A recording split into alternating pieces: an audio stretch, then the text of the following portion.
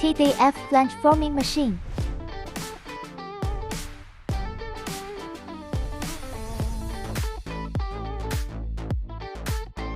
TDF flange machine can be divided into 3 types according to the working requirements: single type T12 and T15, duplex type RT12. Single type machine like T12 and T15 can form flange edge at one side and crispening edge at the other side.